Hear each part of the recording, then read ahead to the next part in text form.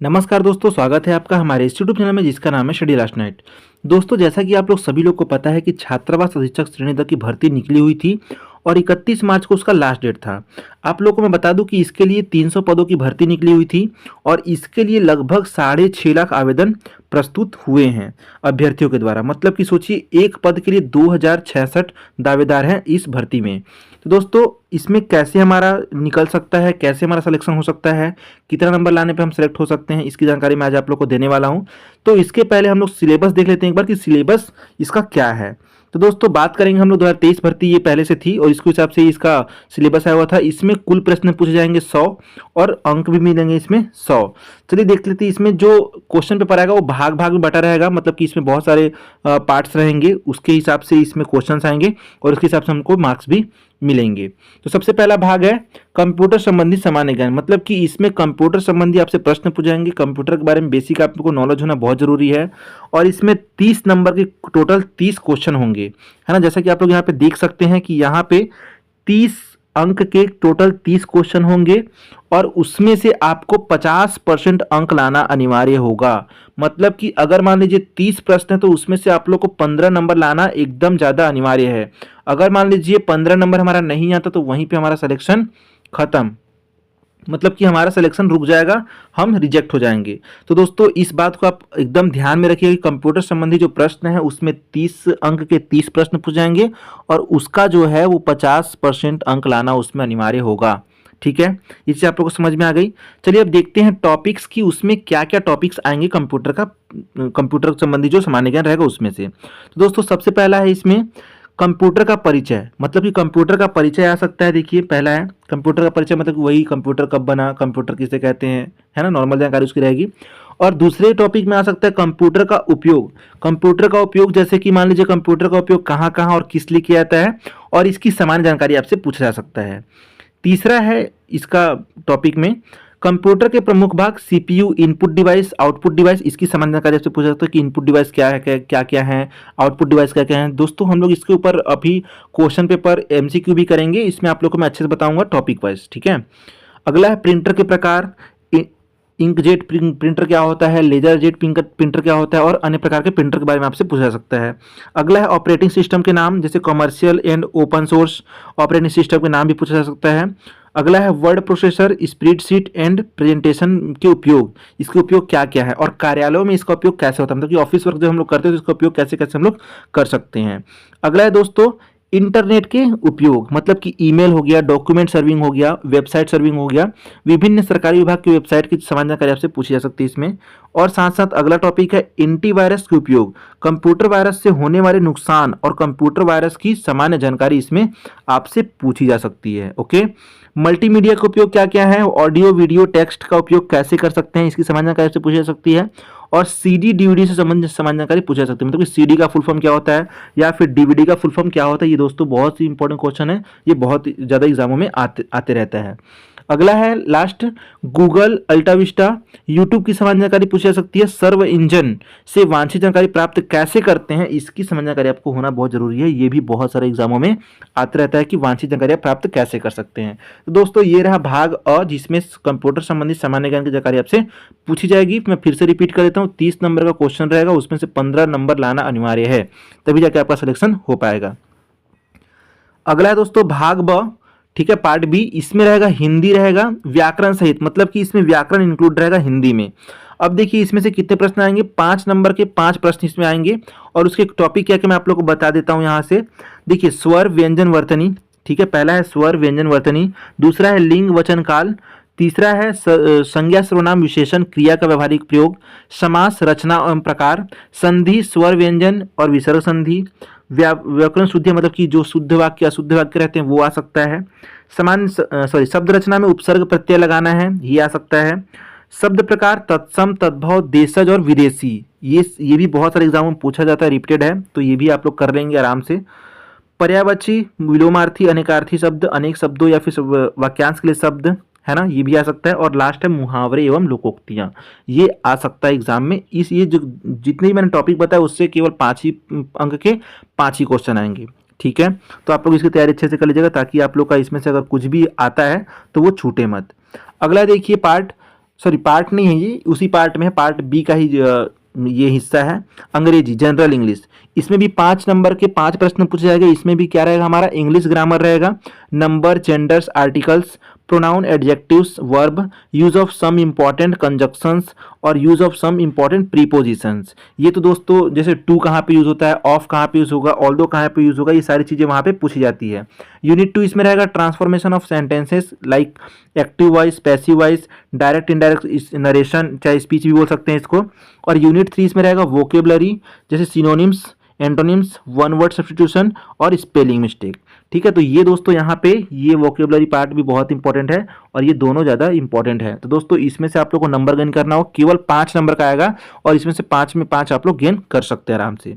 अगला टॉपिक आता है महत्वपूर्ण टॉपिक गणित का। गणित का इसमें देखिए 25 नंबर के टोटल प्रश्न पूछे जाएंगे और 25 प्रश्न होंगे। ठीक है, उसमें से आप लोग को आराम से पास हो सकते हैं। इसमें देखिए मैं आप लोग को टॉपिक बता दिए चलता हूँ।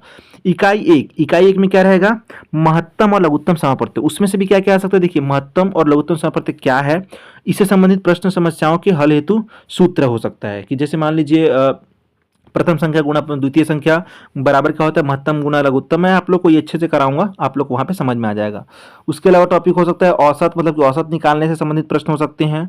प्रतिशत, मतलब प्रतिशत का अर्थ क्या होता है, प्रतिशत को दशमलव और दशमलव को प्रतिशत में बदलने के लिए संबंधित प्रश्न हो सकते हैं उसमें।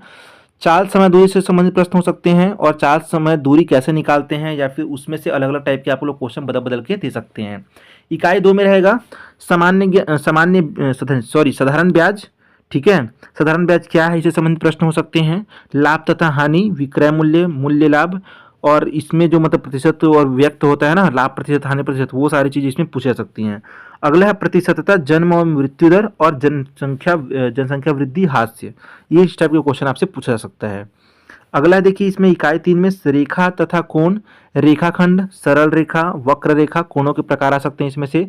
समतलीय आकृतियों में त्रिभुज, चतुर्भुज और वृत्त आ सकते हैं। ठीक है, इकाई 4 की अगर बात करें हम लोग, समतलीय आकृतियों का क्षेत्रफल, त्रिभुज, आयत, सामान्य चतुर्भुज एवं समलंब चतुर्भुज इसमें हो सकते हैं।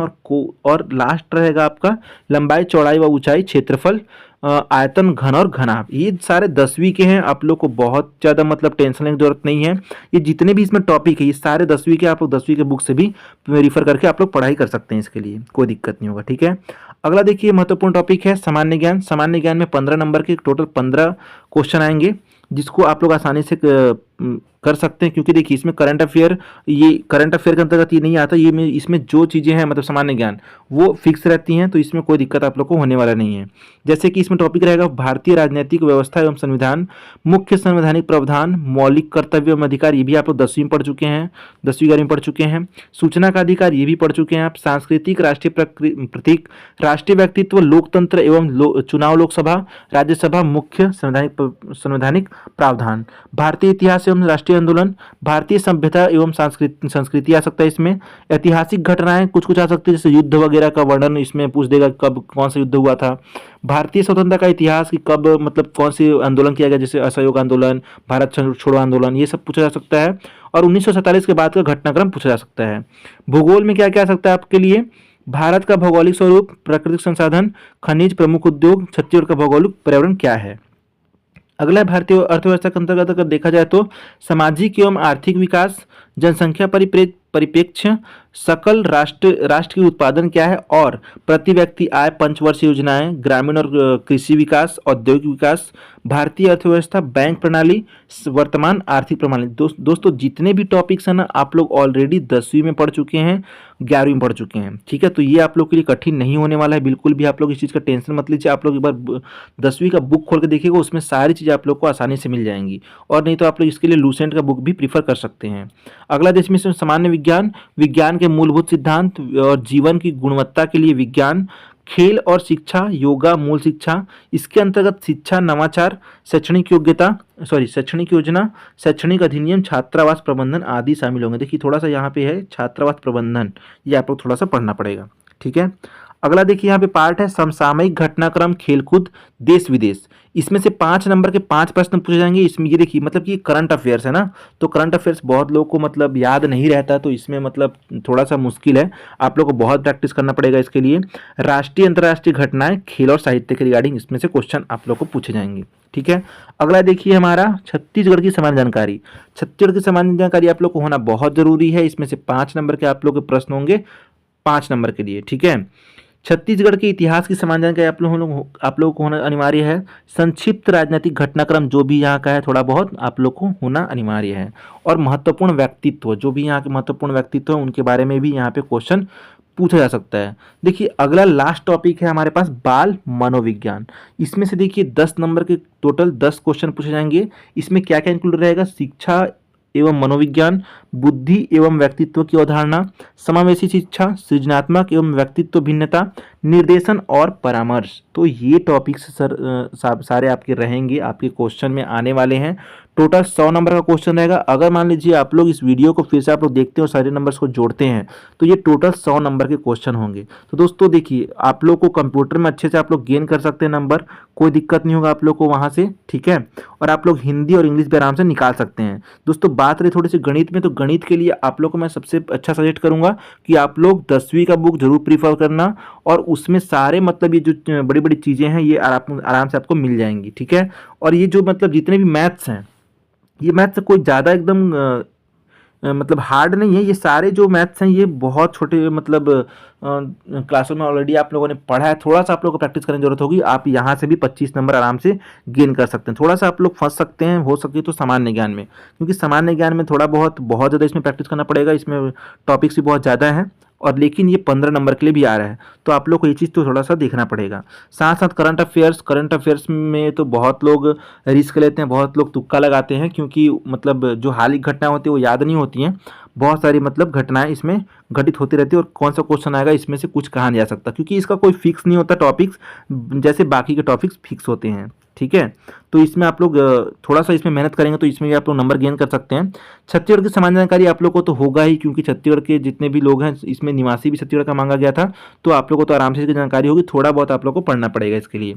जैसे देखिए इसमें नया टॉपिक है, इसमें बाल मनोविज्ञान। ठीक है, तो बाल मनोविज्ञान के लिए मैं आप लोग को क्वेश्चन सेट करा दूंगा, आप लोग को वहाँ से जाके प्रैक्टिस करनी होगी, और वहाँ से जैसे आप लोग प्रैक्टिस करते हो तो बहुत सारे क्वेश्चन वहाँ से आराम से फंसेंगे।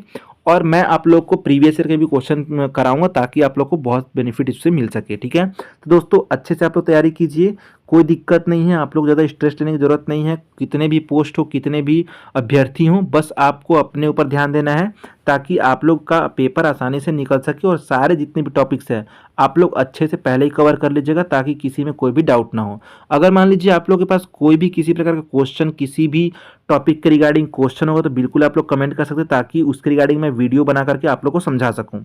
ठीक है, तो दोस्तों मिलते हैं नए वीडियो में नए अपडेट के साथ, और इसका हम लोग आगे का देखते हैं पार्ट्स छात्रावास अधीक्षक की तैयारी के बारे में। ठीक है, तो दोस्तों मिलते हैं नए वीडियो में नए अपडेट के साथ और बहुत सारे क्वेश्चन के साथ। तब तक के लिए thanks for watching this video.